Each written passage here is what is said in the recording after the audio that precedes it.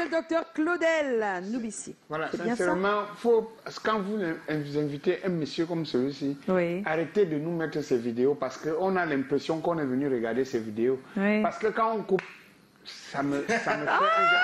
Mais tu vas sur Internet, attends. C'est pas comme avant, hein. Maintenant on peut aller sur Internet. C'est sur Internet, non?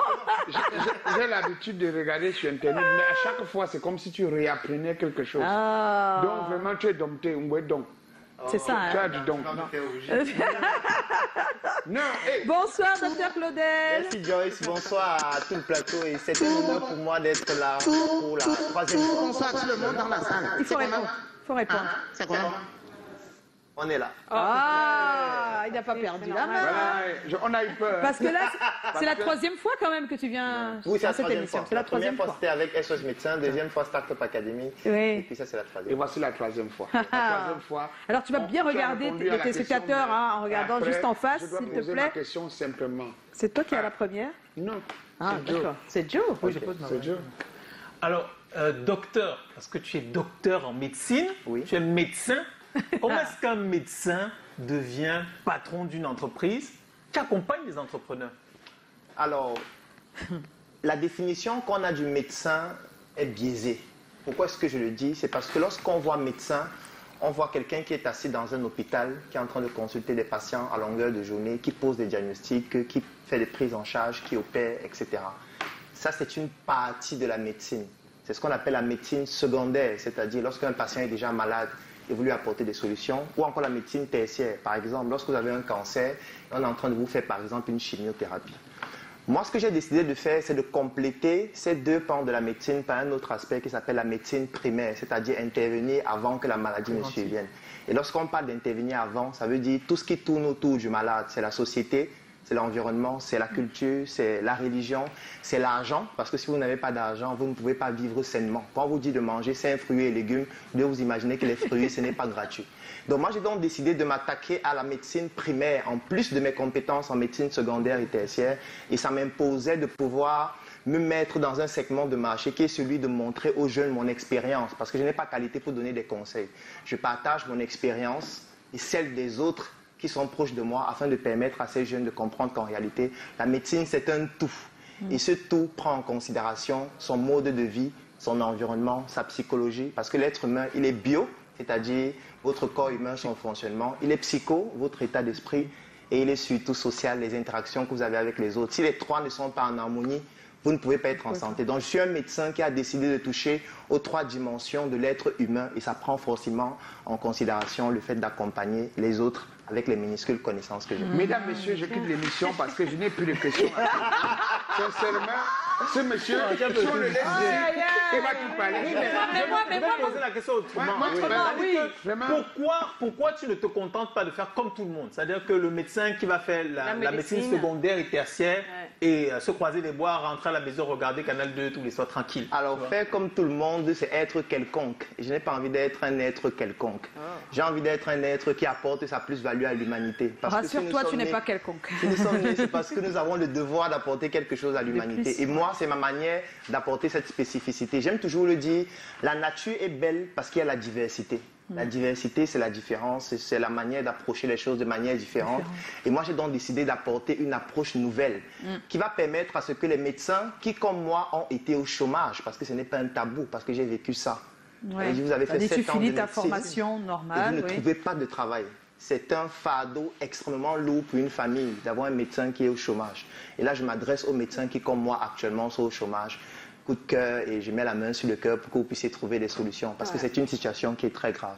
Et c'est pour ne pas rester muet vis-à-vis de cela que j'ai décidé d'apporter mes expériences. Parce que moi, j'ai expérimenté des choses qui ont fonctionné pour moi. Je ne suis pas en train de dire que c'est la solution pour tout le monde, bien sûr. mais je suis en train de partager ça avec les autres pour que ça puisse inspirer ces personnes qui pourraient aussi se dire pourquoi ne pas faire les choses autrement. Donc en réalité, c'est ça. Un médecin, mais tu es aussi un entrepreneur très respecté, hein, à la limite de l'aduleur. Enfin, t'adule Bon, aussi. respecté, je ne sais pas. J'ai bouffé beaucoup de tontines en ligne, je ne sais pas si c'est ça être respecté. Non, mais aussi, il y a un impact, que ce soit sur les réseaux sociaux ou même sur la vie réelle. Comment t'es-tu rendu compte que tu avais la fibre de l'entrepreneuriat? Alors, disons qu'il y a des prédispositions qui sont génétiques, forcément. Pourquoi est-ce que je le dis? Parce que moi, j'ai eu à mener une étude sur mon arbre généalogique. Et là, j'inspire, ou plutôt je recommande à tout le monde de le faire. Vous ne pouvez pas réussir dans ce que vous voulez faire si vous n'êtes pas en harmonie avec votre famille. Et ça commence par connaître votre famille, tout simplement. Donc, j'ai pris mon arbre généalogique, notamment maternel et paternel. Je me suis rendu compte que mes ascendants avaient une spécificité, c'était d'avoir du plaisir à partager. Parce que je me rendais compte que j'aimais aider les gens et je ne comprenais pas pourquoi. Parfois même au détriment de ma personne. Et je me suis dit, pourquoi ne pas utiliser ça comme une stratégie qui pourrait permettre de gagner même de l'argent? Pourquoi pas? J'ai commencé ça au secondaire. Je faisais des cours de répétition, parfois même gratuitement, parce que je voulais apprendre à transmettre mes connaissances. Plus tard, je donnais des conférences gratuitement quand j'étais en fac de médecine et même après. Et après, je me suis rendu compte que les gens étaient très intéressés par ce que je faisais. Ça veut dire que certains étaient prêts à payer un peu plus pour pouvoir avoir des connaissances un peu plus pointues. C'est comme ça que je me suis dit, pourquoi ne pas transformer ma passion en argent? C'est pas beau de gagner de l'argent en étant souriant. Ben si! On a commencé cette émission en parlant du sourire. Quel plaisir on a. Non, mais nous on rêve, nous sur le plateau, tous les jours, nous on rêve, on est dans notre truc, quoi. Sincèrement, c'est pas donné à tout le monde et on sait qu'on a eu beaucoup de chance de faire ce qu'on aime. Sincèrement, c'est une grâce, je vous dis pas. Vous pouvez pas imaginer. C'est la grâce de Dieu. À chaque fois.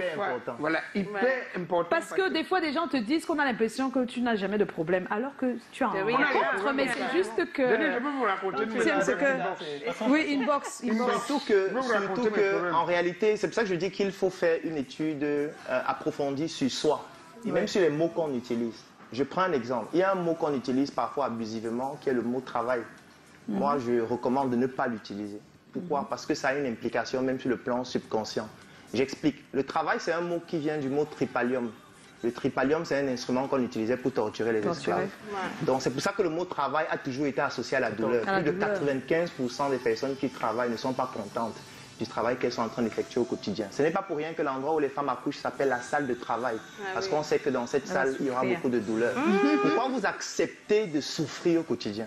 Arrêtez d'utiliser le mot travail. Utilisez un autre mot, comme pratiquer sa passion, comme pratiquer une activité qui nous fait plaisir. C'est ça. Voilà. Un peu comme certains pratiquent aussi leur passion d'une certaine façon et ils ont du plaisir. Calagan! C'est un mot codé, c'est une phrase codée. C'est vraiment codé.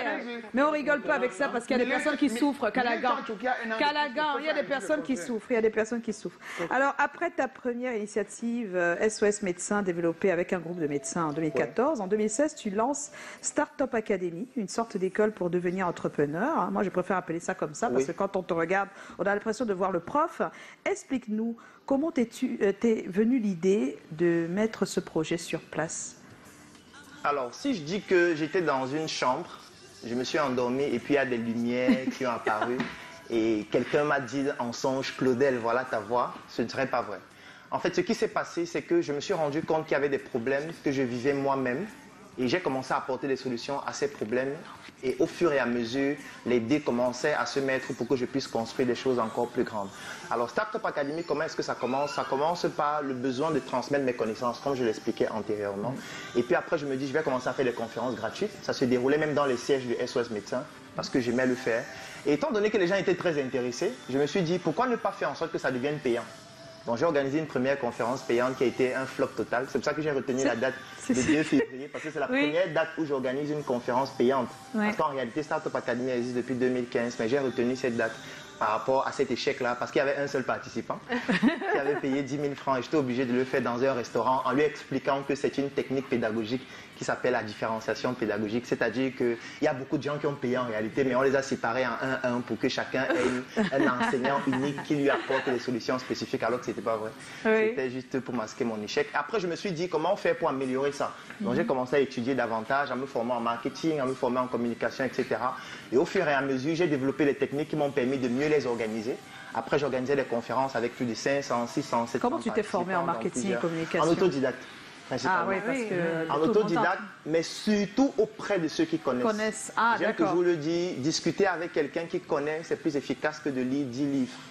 Ça ne sert à rien d'aller lire des livres d'économie sans savoir exactement ce dont vous avez besoin. Alors que vous avez quelqu'un qui peut vous apporter des solutions spécifiques. Et j'aime toujours le dire, il ne faut pas tomber dans le piège de lire pour lire. Parce qu'on dit c'est important de lire, les gens prennent des livres et bouffent des livres. Il faut lire des livres pour résoudre des problèmes. Ça veut dire que quand vous avez un problème, allez lire ce qui permet de résoudre ce problème. Ne lisez pas tous les livres pour rien. Sauf si vous êtes très jeune, là vous pouvez. Oui, si vous êtes jeune, c'est pour vous cultiver à la lecture. Oui, voilà. Mais quand vous êtes en entrepreneuriat, il faut lire pour résoudre des problèmes. C'est ça. On parle de start-up et ça me rappelle, j'ai une anecdote parce qu'il y a de cela quelques mois, je tenais une conférence en tant qu'ambassadrice d'une marque. Je tenais une formation sur l'impact du voyage sur l'entrepreneuriat et je me rappelle qu'à la sortie de la formation, la question que me posaient les participants était plus as-tu été formé par docteur, docteur. Bah oui. Et moi, c'est pareil pour moi quand je pars sur Internet et que je trouve un formateur ou bien quelqu'un qui fait du coaching, je pense à vous. Est-ce que tu comprends qu'on t'associe à l'excellence en matière de coaching et entrepreneuriat les mêmes personnels? Tu comprends ça? Parce que dès qu'on voit quelqu'un qui est bon en formation et en coaching, on pense à Dr Claude. Wow, c'est un honneur pour moi que c'est la méthode. Je puisse avoir un témoignage aussi vivant. C'est peut-être parce que j'essaye d'être clivant et je le fais volontairement. Ça me fait bouffer des tontines et ça me permet d'apprendre aussi. Mais j'essaye d'être clivant. Pourquoi? Parce que c'est une démarche scientifique. Je vais prendre un exemple que j'aime toujours prendre. Aujourd'hui, on parle du vaccin de la Covid. Pourquoi est-ce qu'on se vaccine contre la Covid? C'est parce qu'on a été choqué par les gens qui sont morts. On a été choqué par les activités qui se sont arrêtées. On a été choqué par des gens qui ont perdu leur travail. C'est parce qu'on a été choqué qu'on décide de prendre une décision d'aller se faire vacciner. En fait, ça, c'est un circuit qui passe dans un système du cerveau qui s'appelle le système limbique.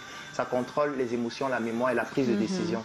Donc, quand on stimule vos émotions, ça vous pousse à prendre une décision. Et ça vous pousse à mémoriser aussi longtemps. C'est pour ça qu'une femme ne va jamais oublier le premier jour de sa grossesse ou la première grossesse. Parce qu'étant donné qu'il y a beaucoup d'émotions, elle retient plus longtemps.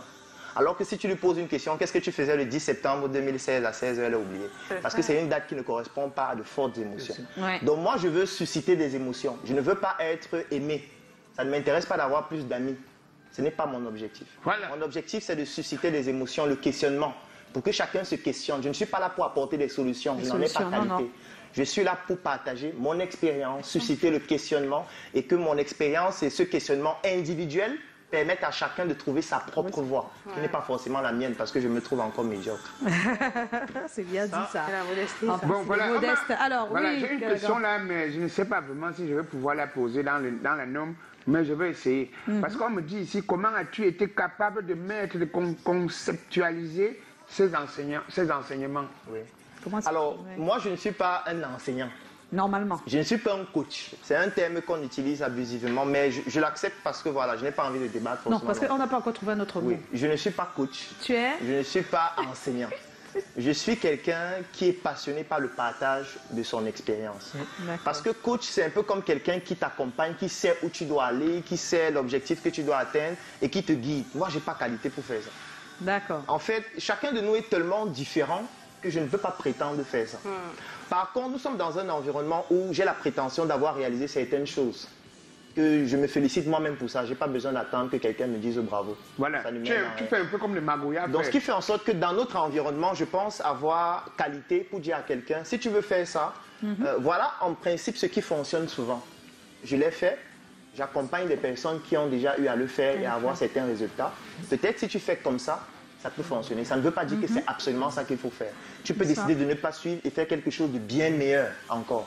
Donc c'est pour ça que je préfère dire que j'aime partager mon expérience modeste. Et puis ce que ça me permet aussi de faire, ça me permet de beaucoup analyser. J'aime toujours dire tout ce qui ne se mesure pas ne s'améliore pas. Donc ça veut dire que l'avantage que j'ai, c'est qu'étant donné que je fais beaucoup de conférences, et je recommande toutes les personnes qui ont des compétences à faire des conférences. Pourquoi? Parce que ça vous permet d'entrer en contact avec les gens.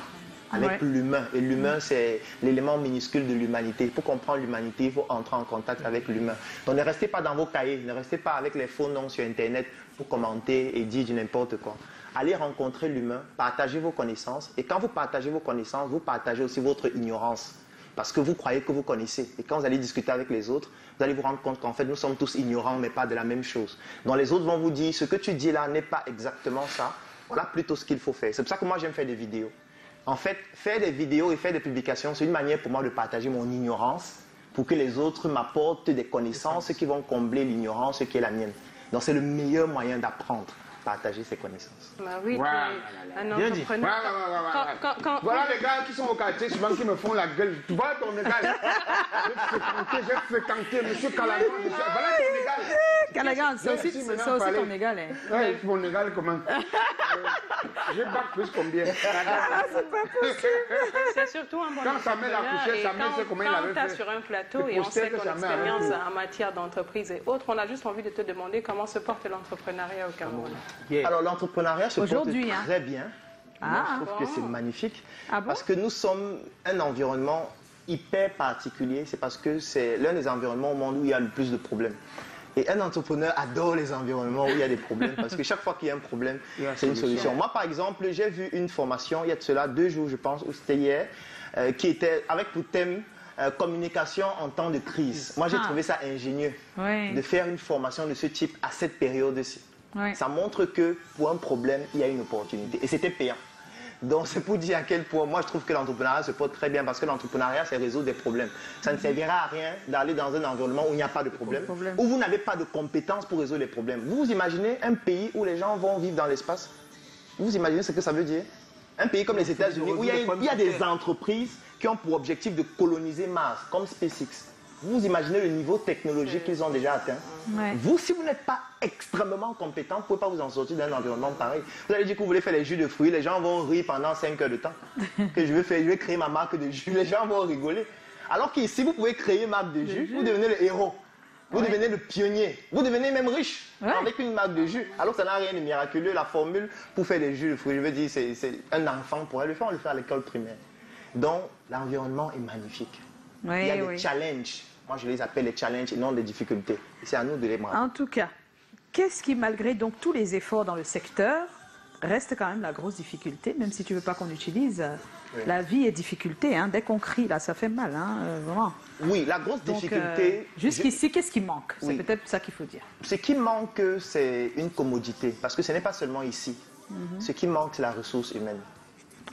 Parce que moi, je me suis longtemps posé la question, pourquoi est-ce que les États développés investissent autant d'argent dans l'intelligence artificielle? Moi, je ne comprenais pas, parce qu'un État comme les États-Unis, le budget qu'ils dépensent uniquement pour faire la recherche sur l'intelligence artificielle, pratiquement le budget de toute l'Afrique subsaharienne.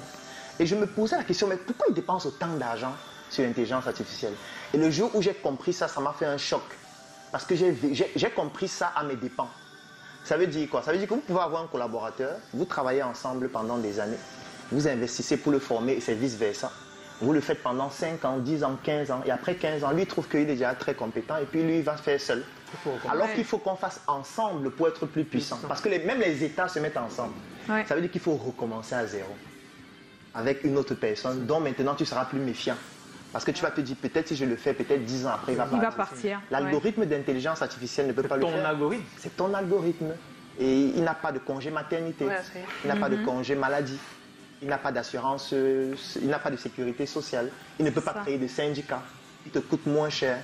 Je veux dire, si je suis un patron et j'ai un algorithme qui peut me permettre de résoudre un problème et un être humain, mais je vais investir 10 fois plus sur l'algorithme parce que sur le long terme, c'est plus rentable. C'est ce qu'on appelle une dépense efficiente, c'est-à-dire une dépense qui permet d'atteindre l'objectif en dépensant le moins de ressources, notamment sur le long terme. Donc, la plus grosse difficulté au Cameroun, c'est la ressource humaine. Je vais prendre un exemple. Supposons que vous voulez construire votre maison, vous avez besoin d'un bon peintre. Qu'est-ce que vous faites?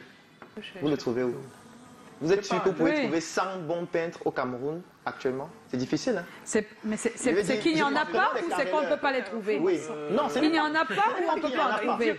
C'est que le système est conçu pour qu'il n'y en ait pas qui soit excellent en quantité suffisante pour tous ceux qui en ont besoin. D'accord. Je prends un exemple. Vous connaissez une école qui forme les peintres? Vous pouvez me citer le nom d'une école qui forme les peintres. Alors que la peinture, c'est un domaine indispensable, notamment dans le BTP. Donc, ça veut dire que la plupart des peintres que vous allez voir, ils ont appris sur le tas. Ceux qui sont excellents ont appris en autodidacte parce qu'au-delà de faire leur travail, ils étaient passionnés, donc ils développaient plus. Et comme ils ne sont pas nombreux... Ils faisaient des expériences. Oui, et comme ils ne sont pas nombreux, ils deviennent saturés. Et comme ils sont saturés, ils ne peuvent pas fournir une bonne expérience au client.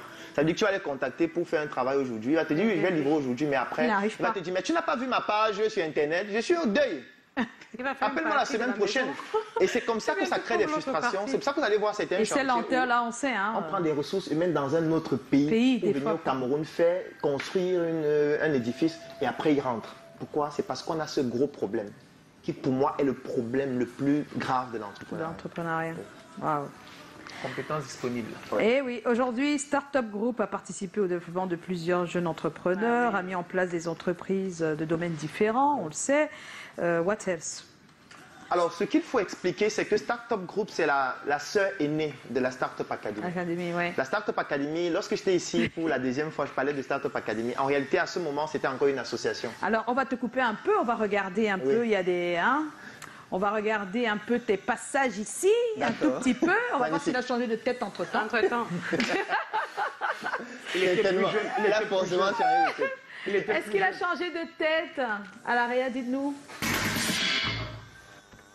Voilà, bonsoir à vous, bienvenue à cette nouvelle édition de C'est comment. Quand on dit C'est comment, on répond on est là. Alors, est-ce qu'on peut accueillir notre cher docteur? Donc il s'appelle Claudel Numbissi. Alors l'idée, la bonne nouvelle autour de la profession de Claudel, parce qu'il est médecin, il est passé par l'Université des Montagnes, c'est qu'avec ses amis Cédric Diancou, Patrick Puassi et Ferdinand Ombolo, ils ont créé ce qu'on appelle les SOS, SOS Médecins Cameroun. Vous êtes malade, on demande c'est comment, vous répondez. Voilà. On est là. Il a triché quand même, non? C'est une émission que nous suivons très personnellement parce que nous apprécions beaucoup ce que vous faites. Surtout que les thèmes que vous abordez sont très pertinents et ça touche vraiment le social. Ouais. Donc, exactement, le quotidien. C'est pour notre quotidien que nous sommes là tous les soirs. Voilà. Je veux dire, vous êtes mis 4 comme ça. Tous les cas, ça fait pratiquement bac plus 28. Pour 0 francs. C'est-à-dire que vous travaillez là pour ça pour rien. Donc Mani là, elle ne peut pas te donner un choix. C'est la bonne question. Ah bah si, attends. Non mais je veux dire que c'est vrai quand même. Mais vous n'allez pas le faire toujours. En fait, il y a quelque chose qu'il faut préciser. Nous ne sommes pas seulement 4, nous sommes déjà une équipe de plus de 100 personnes parce que SOS Médecins Cameroun, c'est une association qui a déjà plus de 100 personnes. Et il faut aussi préciser que SOS Médecins Cameroun, c'est une dénomination parce qu'il n'y a pas que des médecins. Il y a d'autres professionnels du corps médical, à savoir des infirmiers, des aides-soignants, des physiothérapeutes, des dentistes, etc. On est de retour, Joe. Allez, on va recevoir notre second invité. Il s'appelle Claudel Numbissi. Voilà, c'est ça, non? Comme ce nom. Donc, vous n'êtes pas un docteur en musique comme Dr Dre, vous êtes un docteur en médecine. Alors, la médecine, c'est quoi? C'est un business où les maladies créent la demande, les médicaments sont les produits, les malades sont les clients, l'hôpital, la clinique, c'est votre lieu de service. Un business qui, visiblement, ne rapporte pas tant que ça, parce qu'il paraît qu'au Cameroun, les médecins ne sont pas les mieux lotis. Dire donc le docteur Claudel Numbissi, ce n'est pas la première fois qu'il vient sur ce plateau. Eh bien oui, SOS Médecins. Je me disais bien. Tu te rappelles bien, Doris? Oui, c'est comment? On est là, on est là. Ouais, c'est un ancien. C'est quoi? C'est comment? Au Cameroun, actuellement, être seulement médecin, ça ne suffit pas. Voilà, c'est ça qu'il faut préciser. C'est pas une question d'ordre financier. C'est pas lié aux finances. Parce qu'on a un système de santé qui est, je ne trouve pas un mot en français qui est suffisamment significatif pour décrire à quel point il est médiocre, entre guillemets.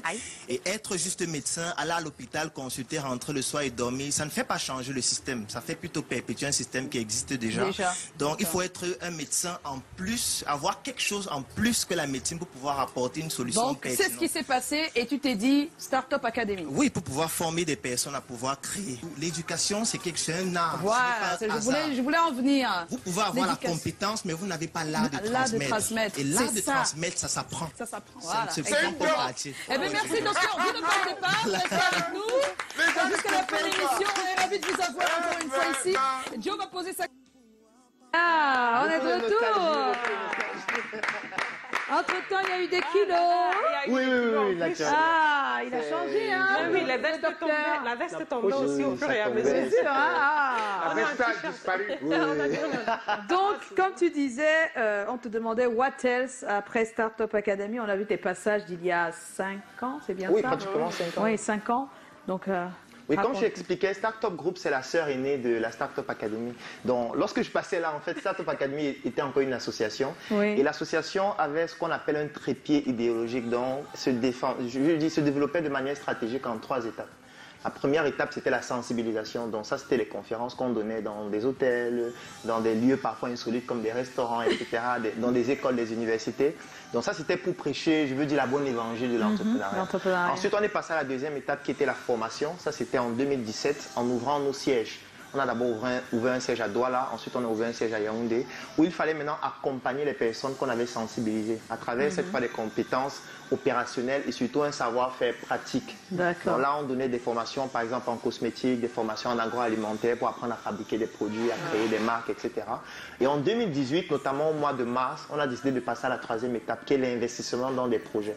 C'est là où on a commencé à investir dans des industries, comme Startup Color, où nous fabriquons de la crème, nous fabriquons des sacs, des stylos, etc. Comme Startup Cosmétique, où nous fabriquons des produits cosmétiques. Et ces industries ont commencé à se développer. Et il y en avait de plus en plus. À un moment donné, on s'est dit, il faut qu'on quitte du cadre associatif. L'association ne disparaît pas, elle reste, elle a des responsables à Yaoundé, à Douala, à Tchang même aussi, parce qu'on s'est déployé à Tchang, et même dans d'autres pays de la diaspora, et même en Afrique comme la Côte d'Ivoire, comme le Burkina Faso. Donc l'association continue d'assumer ses fonctions, mais les entreprises que nous avons créées, pour prêcher par le bon exemple, parce qu'on dit tout le temps qu'il faut travailler ensemble. Et on voulait d'abord montrer aux autres que nous aussi on peut travailler ensemble. Donc on a décidé de prendre toutes ces entreprises qui sont au nombre de 15 et on a réuni ces entreprises dans un groupe qui s'appelle Startup Group SA. Donc c'est une société anonyme qui comporte 15 entreprises dans plusieurs secteurs d'activité, partant de l'industrie jusqu'à la santé, et dont je suis le président du conseil d'administration. Donc voilà en fait le Startup Group SA. Oh, super. C'est quoi ton rêve aujourd'hui, Dr Claudel? Mon rêve, c'est de participer à l'histoire de l'Afrique. Mon rêve, c'est de faire en sorte que si un jour on liste les personnes qui ont contribué à ce que l'Afrique puisse se développer, même en passant de 0 à 1, que je puisse figurer parmi ces personnes. Le rêve est clair. Hein. Le rêve est bien clair. On a quelques réactions. Salomon Camille, c'est comment? On est là. Mes admirations pour le coach. On va toujours t'appeler coach, hein, rien à faire. Cependant, je voudrais savoir, est-ce un don? Une formation complétée d'un travail ardu et enfin, que fait-il pour assurer la relève? Bon, alors un don, je ne dirais pas forcément, mais je dirais qu'il y a des prédispositions. Je l'ai expliqué antérieurement. Avec l'arbre généalogique. Voilà. Il y a des personnes qui ont des prédispositions à transmettre, qui aiment transmettre. D'autres n'aiment pas le faire. Et se disent, ce n'est pas pertinent, c'est dangereux, ce que je connais, les autres vont me concurrencer, etc. Donc on n'a pas forcément la même approche. Donc il y a d'abord cet aspect de prédisposition. Deuxième chose, il y a beaucoup de discipline. Moi, par exemple, je fais une vidéo chaque jour depuis des années. Ça, ce n'est pas facile. Il faut essayer pendant un mois pour voir ce que c'est. C'est dur, non? Et moi, je ne fais pas les vidéos d'une minute. Donc, quand je fais une vidéo, elle peut faire 20, 30 minutes, parfois plus, sans arrêt. Dès que ça s'arrête, je reprends à zéro. Parce que je ne suis pas du style de faire des vidéos qu'on va couper. Je ne coupe pas de vidéos. Donc c'est une discipline, donc ça demande donc beaucoup de discipline et beaucoup de travail aussi. Donc si vous n'avez pas de prédisposition, le travail peut combler le manque de prédisposition. Maintenant, assurer la relève, en fait, ce n'est que ça. On fait que parler de ça depuis tout à l'heure. C'est une manière d'assurer la relève. Aujourd'hui, si on a 15 entreprises dans notre groupe, vous devez vous imaginer qu'on a 15 directeurs généraux. Et si on a réussi aujourd'hui à avoir 15 personnes à qui on fait confiance, parce qu'on les met à la tête des entreprises qui parfois valent des centaines de millions, c'est parce qu'on est en train d'assurer la relève. D'accord. Il y a Gérard Yudom, c'est comment? Bonsoir à vous sur le plateau. Joyce, pour dire vrai, le docteur là, non. Je lis comme c'est écrit. C'est la magie avec lui. Franchement, courage à toi, mon frère. T'es un génie. Bonne soirée à vous. Merci beaucoup. Et puis, il y a, c'est comment? On est là. Gatien Sonfac dit que laissez cette émission à Dr Claudel Nourricier et je vous assure qu'il sera à mesure de le faire. C'est un fait. Tout est fait de manière excellente. Il est trop fort, je l'admire tellement. Je vais rougir sur le plateau. Je connais Gatien. Alors, il y a Elsa Wamba, c'est comment? On est là. Je suis une jeune passionnée de l'entrepreneuriat, précisément par le e-marketing. Je voudrais savoir s'il est nécessaire de laisser mes études de soins infirmières pour m'y consacrer. La réponse est non. Non. Non. Non. Parce qu'en faisant les deux, tu seras plus compétente. Oh! Alors, est-ce que docteur est toujours docteur? Est-ce que docteur Claudel est toujours docteur en médecine? Est-ce qu'il exerce? Est-ce que tu consultes? Bon, peut-être.